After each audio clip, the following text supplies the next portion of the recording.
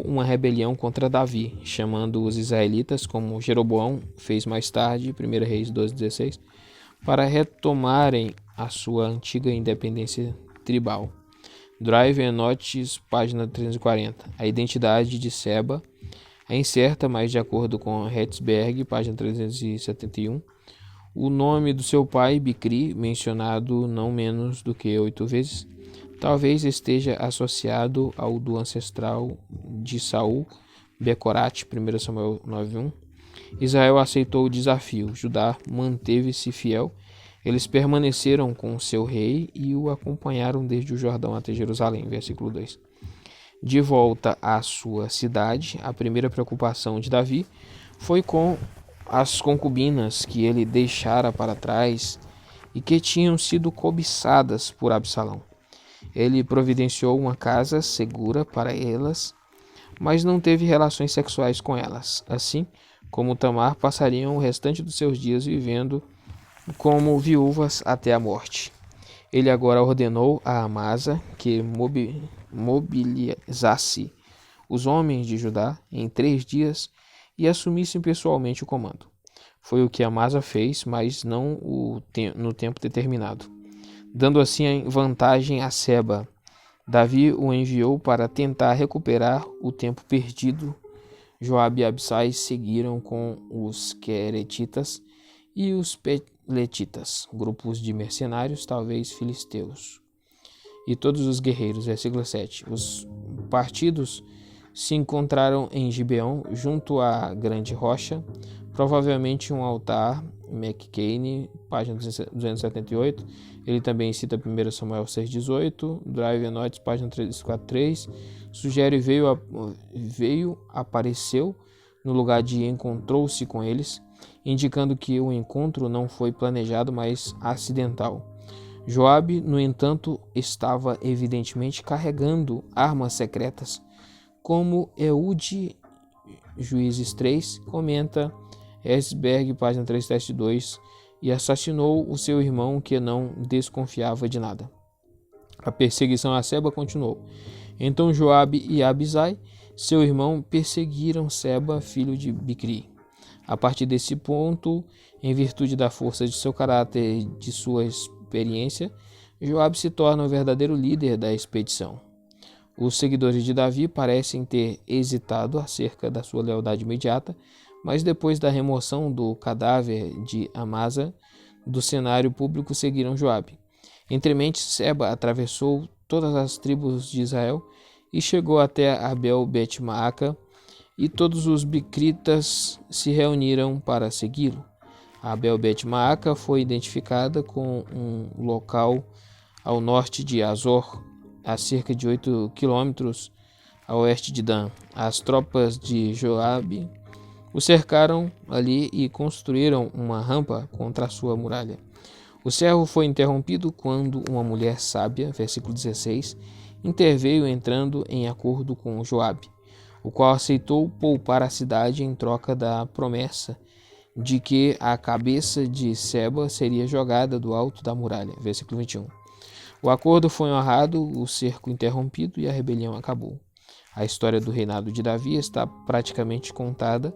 A narrativa em 1 Reis 1 e 2 das intrigas finais em torno do seu leito de morte é parte da narrativa da sucessão, mas na verdade pertence à história de Salomão. Os principais oficiais de Davi, lista 2, 1 Crônicas 18, do 14 ao 19. Davi tinha enfrentado e vencido as piores tempestades. Todos os possíveis contendores haviam sido eliminados. O mesmo era verdade em relação a Joabe, como Isbosete, Aminon e Absalão, Abner e Amasa tinham pago por sua ambição com sua vida. A história é concluída com uma lista de oficiais semelhante à do final do capítulo 8, que procede imediatamente à narrativa da sucessão. As duas listas começam com o nome de Joabe como comandante, mas nessa nova lista o segundo nome é Benaia, filho de Joiada, outro oficial militar aparentemente com responsabilidade por unidades de mercenários que tomam o lugar de Josafá, filho de Ahilude, o arquivista, demovido agora ao quarto lugar, que fala demovido de novo, né? Pareceu que é promovido, né? Agora ao quarto lugar, abaixo de Adonirão, chefe do trabalho forçado. Versículo 24, um novato. Depois seguem Seva, Seraías, na lista 1, retendo o seu quinto lugar, e os 2 sacerdotes.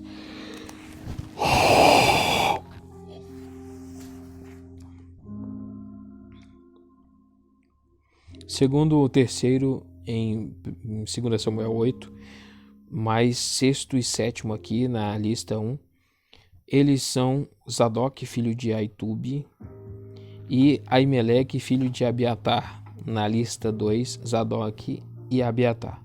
Abiatar é sacerdote também em 17:15, e seu filho é Jonatas, finalmente um oitavo nome, Ira de Jair, sacerdote de Davi. Versículo 26. Substituindo os filhos de Davi como sacerdotes. A lista em 1 Crônicas 18, 14 ao 17, corresponde quase exatamente à de 2 Samuel 8, do 15 ao 18, com exceção de que o secretário é Sausa, evidentemente uma leitura variante, e que os filhos de Davi são principais oficiais em vez de sacerdotes. As diferenças entre a primeira e a segunda listas em 2 Samuel, e talvez as diferenças enigmáticas entre os nomes dados aos colegas do sacerdote Zadok, podem ser satisfatoriamente explicadas em virtude da passagem do tempo. A diferença na ordem indica a necessidade crescente de uma administração mais distintamente militar. 4 apêndices 21, 1 a 24, 25. Os últimos 6 capítulos de 2 Samuel contêm 6 apêndices sem ligação entre si, ordenados de forma simétrica, 2 narrativas de desastre. São separadas por 2 listas de heróis e suas proezas, por sua vez divididas por suas composições de Davi, um salmo de ação de graças e as suas últimas palavras, 23 do 1 ao 7. É impossível atribuir estes textos com alguma certeza a um lugar na cronologia da história principal do reinado de Davi. Embora haja algumas pistas, é possível, por exemplo, que a história do enforcamento dos filhos de Saul, no capítulo 21, seja anterior à bondade de Davi para com Mefibosete, no capítulo 9. Primeiro, a fome e os 7 filhos de Saul. A fome tinha devastado a terra durante 3 anos. Davi buscou a orientação de Deus acerca da razão dessa visitação e descobriu que havia sido a culpa pelo sangue derramado por Saul que tinha originado essa desgraça. Poucas seções do Antigo Testamento, diz H.P. Smith, mostram tão claramente as concepções religiosas da época como esta. Vemos como Javé, agindo como o vingador de uma aliança quebrada, exige dos filhos do ofensor o sangue que fora derramado. A origem da aliança, nesse caso, a aliança com os gibeonitas, estava registrada em Josué 9. Saul, no entanto, não simpatizando com o clã de amorreus no meio daquele povo, havia tentado examiná-los. Davi imediatamente trocou informações com os gibeonitas acerca da satisfação que estavam pedindo. Eles responderam que não estavam buscando retribuição pelos assassinatos, mas como amorreus não tinham direito algum de se vingarem dos israelitas por meio de morte. Davi, percebendo que estavam devolvendo a questão para ele, perguntou: "O que querem que eu faça por vocês?" Versículo 4. Eles exigiram que lhes fossem entregues 7 dos descendentes de Saul para que fossem executados perante o Senhor. Versículo 6. Davi aqueceu ao pedido deles, entregando-lhes 2 filhos de Rispa e 5 filhos de Merabi, filha de Saul. Os homens foram deixados no local em que foram enforcados, e Rispa cuidou dos corpos, afastando animais e aves de rapina até que começassem as chuvas de outubro, mostrando que Javé havia aceito a expiação e estava se mostrando mais uma vez generoso para com a sua terra. Davi recuperou os restos de Saul e Jonatas de Jabes de Gileade, 1 Samuel 31:12.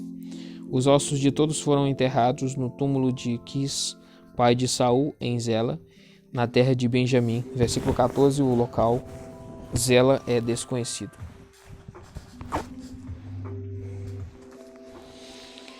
Dois matadores gigantes e os filisteus.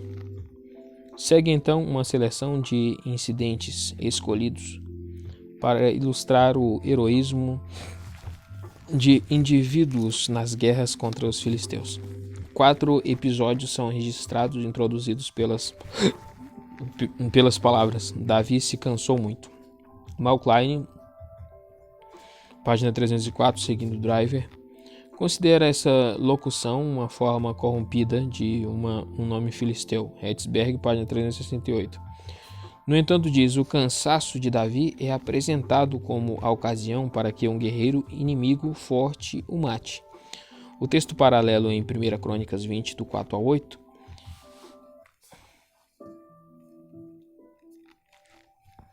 não lança luz sobre o problema, visto que omite completamente o primeiro matador gigante. Letra A, Isbi-Benob. Versículo 16. Um filisteu de tamanho e armas desproporcionais foi morto por Abisai, irmão de Joabe, ao tentar tirar a vida de Davi, resultando no juramento que os homens de Davi lhe fizeram: nunca mais sairás conosco à guerra, para que não apagues a lâmpada de Israel. Versículo 17. A lâmpada sugere a presença contínua de Javé no meio de seu povo. Salmo 132, 17. Letra B. Safi, um dos descendentes de Rafa, versículo 18, foi morto por Sibecai de Uzate numa batalha em Gob Gezer, em 1 Crônicas 20.4. Get, que é Gat, na Septuaginta. Letra C, Elanã, versículo 19, matou Golias de Gat. Essa declaração claramente suscita as questões da sua relação com o relato do combate vitorioso de Davi contra Golias. Ver comentário de 1 Samuel 17, do 1 ao 11, para um estudo mais detalhado, Def Payne, página 318 a 319.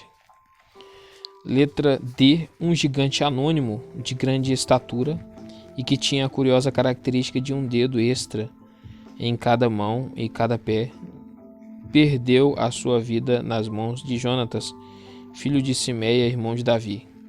Versículo 21. Em 1 Samuel 16:9, o terceiro filho de Jessé é Samá.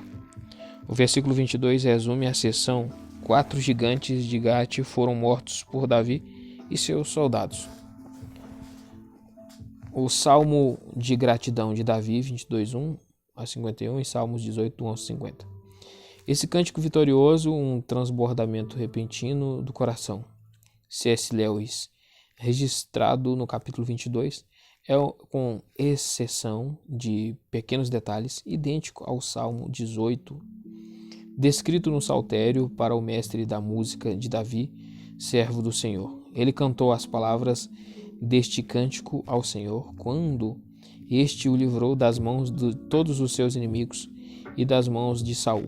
Essa não é uma indicação muito exata da data, exceto que a menção de Saul sugere que muito provavelmente foi do início e não do fim da carreira de Davi. A maioria dos críticos considera o Salmo um cântico davídico, até mesmo aqueles que negam a autoria davídica para a maioria dos salmos atribuídos a ele nos títulos. Lewis resume a sua posição no seu livro Reflections on the Psalms, página 2. Os salmos foram escritos por muitos poetas e em muitas datas diferentes. Alguns, creio eu, podem datar do reinado de Davi Penso que alguns estudiosos concedem que o Salmo 18 tenha sido escrito pelo próprio Davi.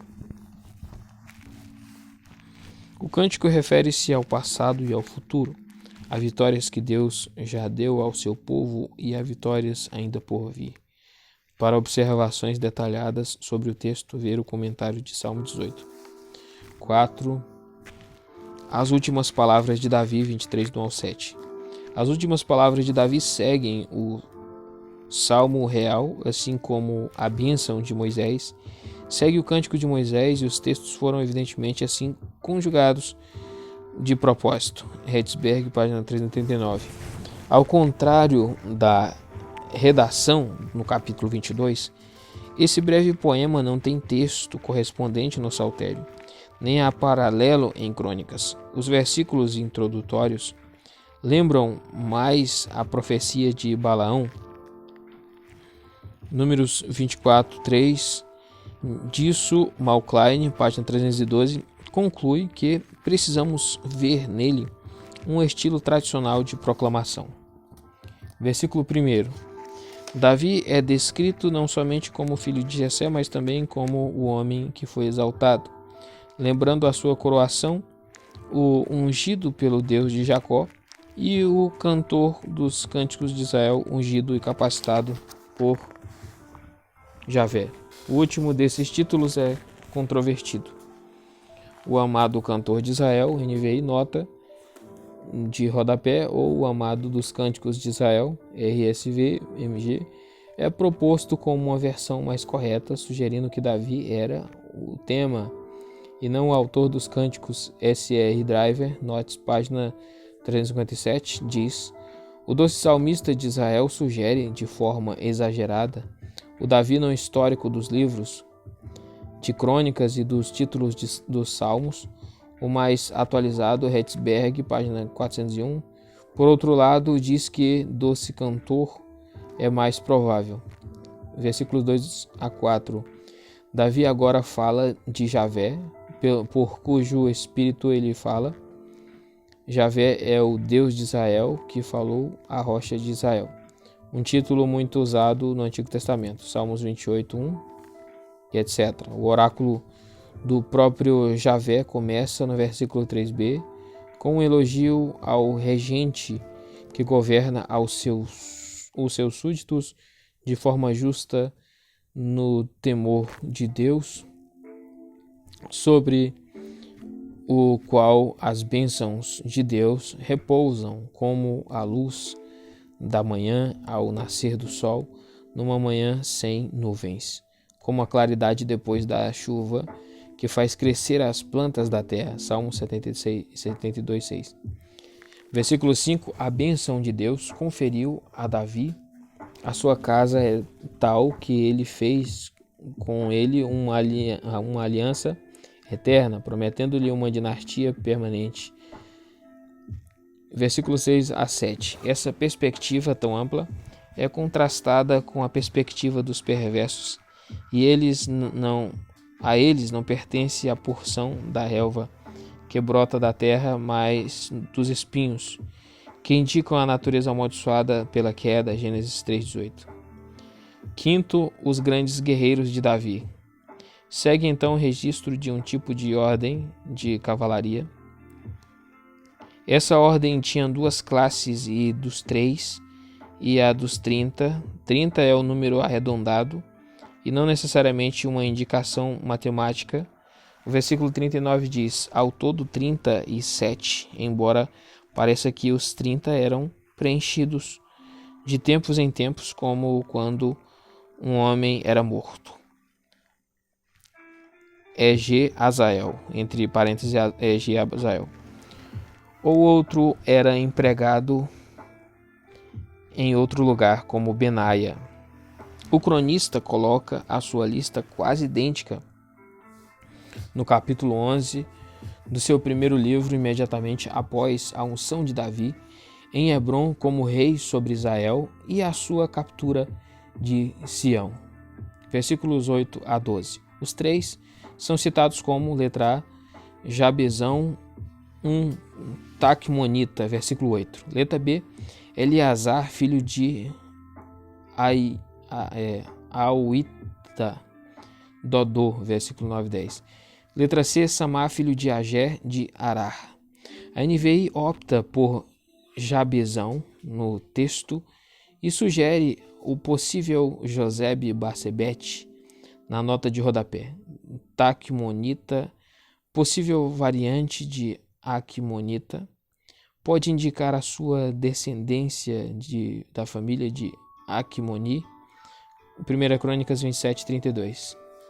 E não origem geográfica. Proezas militares são atribuídas a cada um dos três, nos casos do segundo e terceiro, contra os filisteus, versículo 8, 800, 300 em 1 Crônicas 11, 11. As versões neste texto, evidentemente, variaram antes da época da Septuaginta e não há como explicá-las. 8 e 3 são trocados também em outros lugares. R.G.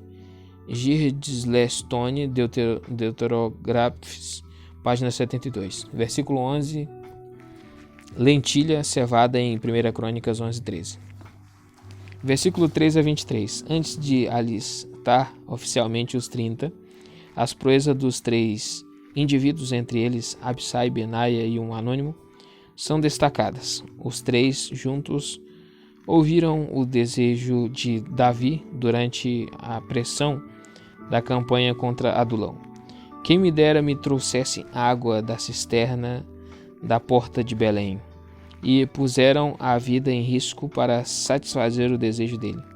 Essa dedicação tocou fundo no coração de Davi, que apresentou o presente deles como oferta de bebida a Javé. O Senhor me livre de beber desta água, seria como beber o sangue dos que arriscaram a vida para trazê-la. Versículo 17.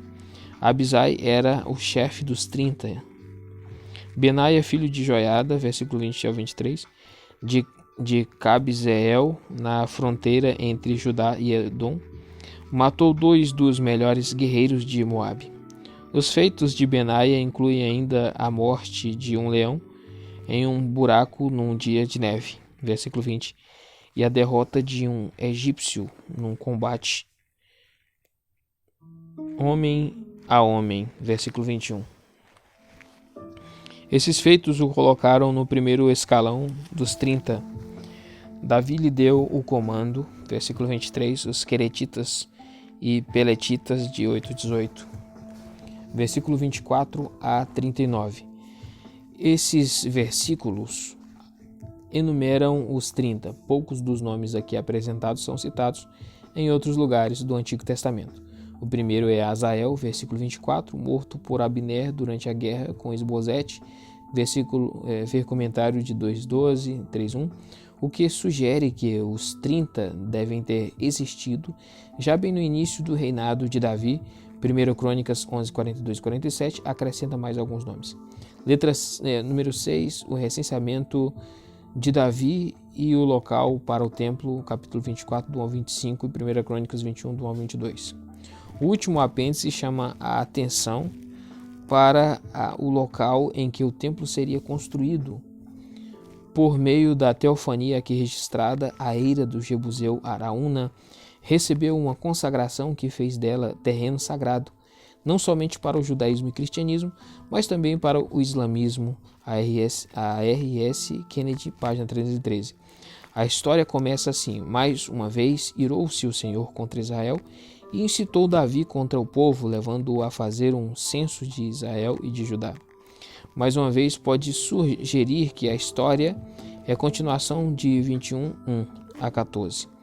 A ideia de Javé incitar Davi lembra o endurecimento do coração do faraó, Êxodos 4, 21, etc. E o coração mentiroso dos profetas de Acabe, 1 Reis 22, 22 a 23. Para os autores do Antigo Testamento, os homens eram sujeitos à vontade permissiva de Deus, mesmo quando estavam em rebelião contra a soberania dele. Para nós é difícil esse ponto de vista, como parece ter sido para o cronista. Satanás levantou-se contra Israel e levou Davi a fazer um recenseamento. A organização do recenseamento foi confiada a Joabe, que mesmo assim continuava apreensivo. No entanto, a tarefa foi concluída com perfeição. Joabe e seus assistentes cruzaram o Jordão e se voltaram para o norte até Dan, depois para o oeste até Sidom e de volta para o sul até Berseba. Ao todo levaram 9 meses e 20 dias. De volta a Jerusalém, Joabe relatou o número total. Havia em Israel 800.000 homens habilitados para o serviço militar, em Judá 500.000. Versículo 9, o cronista apresenta 1.100.000 em Israel e 470.000 em Judá, acrescentando.